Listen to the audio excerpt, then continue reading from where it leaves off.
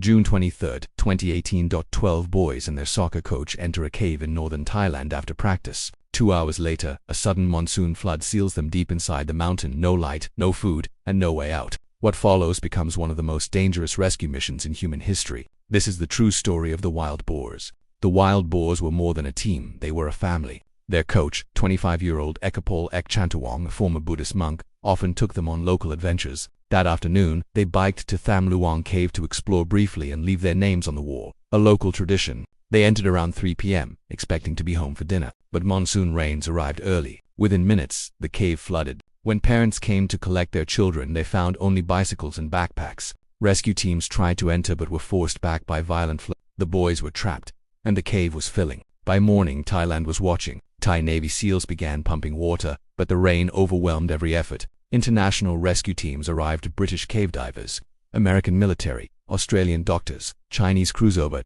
10,000 people from 17 countries. The cave was a nightmare, 6 miles long, flooded, pitch black, and deadly. Even elite divers struggled. Deep inside, the boys fled rising water and climbed to a muddy ledge called Pattaya Beach, 2.5 miles and half a mile underground. They had one flashlight, which they barely used. They drank dripping cave water. Coach Ek taught them meditation to stay calm. 9 days passed. Most believed they were dead. On July 2nd, British divers Rick Stanton and John Bellanthan reached an air pocket deep inside the cave. Their lights revealed 13 figures staring back. "How many of you?" Bellanthan asked. 13, a boy replied. "Brilliant. We are hungry," another added calmly. Against all odds, they were alive. But celebration ended quickly. The boys couldn't swim. The escape required a 6-hour underwater dive through tight, flooded tunnels. Experts agreed.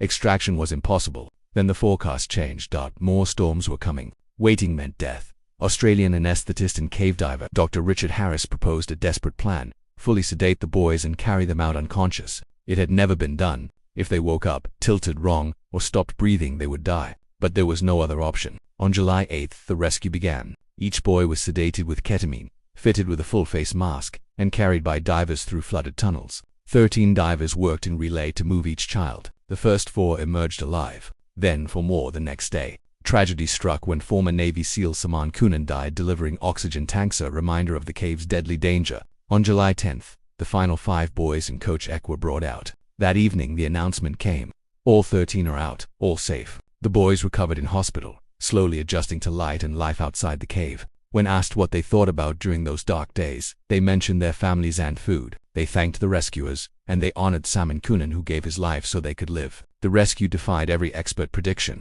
Thousands of people from around the world refused to give up. 13 went into that mountain. 13 came out alive. Because sometimes, impossible just means no one has tried hard enough yet.